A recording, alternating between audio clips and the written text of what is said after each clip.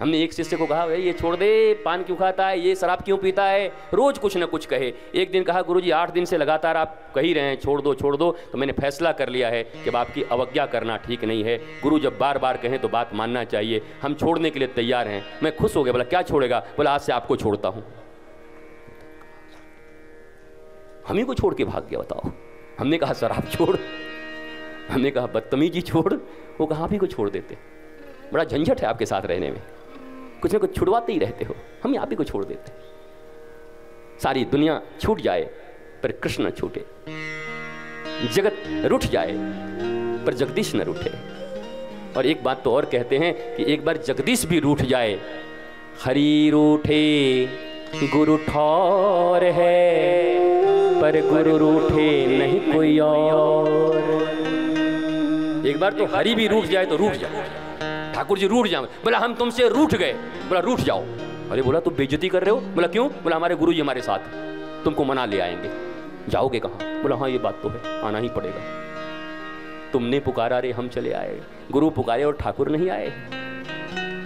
जिन्होंने अपना सारा जीवन उस जगदीश के लिए दिया हो, जगदीश उनके प्रति पक्षपात क्यों नहीं रखेंगे, ठाकुर उनके प्रति पक्षपात क्यों नहीं रखेंगे। भगवान तो कहते हैं, सुनहु भामिनी मोरे कई बाता, मानहु एक भगति करनाता। ऐ सुंदरी, ऐ भामिनी, ऐ सबरी, ऐ भेलनी, सुनो ध्यान से, न कोई मेरा माँ, न कोई मेरे बाप, न कोई पिता, न कोई बेटा, न कोई रिश्तेदार, न कोई खून का रिश्ता। बोला फिर, बोला मानहु एक भगति करनाता।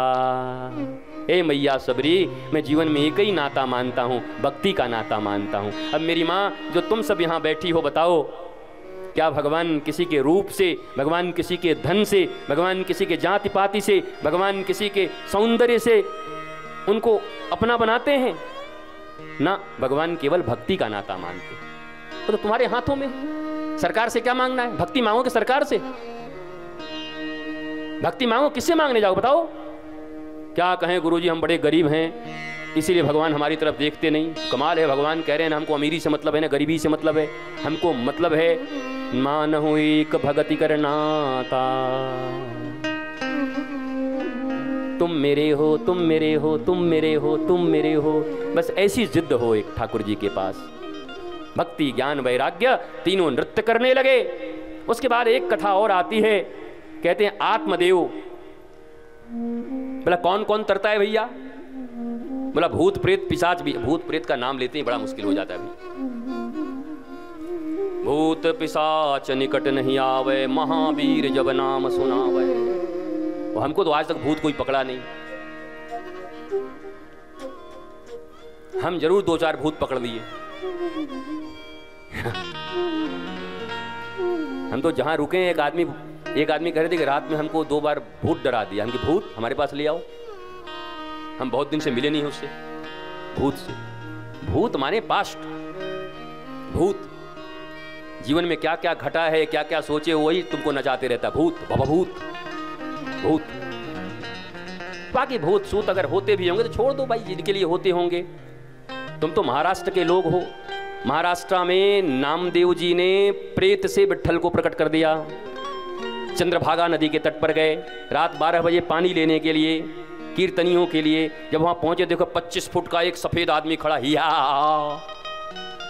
1 सेकंड के लिए तो देखे तो ऐसे किए, फिर सोचा उन्होंने आहा बाबा मेरे लंबकनाथ। प्रीत घबराया, बोला क्या बोल रहा है, बोला लंबकनाथ। बोला ये क्या है, बोला मेरे विट्ठलनाथ लंबकनाथ बन के आए हैं। और अंत में भगवान प्रकट हो गए। भगवान ने कहा प्रेतों से प्रकट कर देगा हम ही को, हमको प्रेत से भी निकाल लेगा। तो भगवान से कहा हमारे महाराष्ट्र के नामदेव जी ने कि एक ऐसी जगह बता दो जहां तुम नहीं रहते हो। अब बताओ अगर भूत में भी भगवान रहते हैं तो हम भूत से डरें कि भगवान से आनंद करें, प्रेम करें। हमको तो भूतों मिले तो हम उनसे प्रेम करें। वाह ठाकुर जी बड़ा तगड़ा पैर बनाए हो पीछे की ओर, बहुरूपिये। और वहीं से मुरली लेके उनको प्रकट होना पड़ेगा। और अज्ञानता है तो भगवान तुमको भूत लगेगा। कितनों को भगवान ही भूत लगते, और ज्ञान हो तो भूत भी तुम्हारे लिए भगवान है। प्रकट कर दो भाई, तुम्हारे महाराष्ट्र में तो प्रकट किया, हम थोड़ी बोल रहे हैं, नामदेव जी ने प्रकट किया। अब महाराष्ट्र वाले महाराष्ट्र की बात ना सुनेंगे तो किसकी बात सुनेंगे बताओ।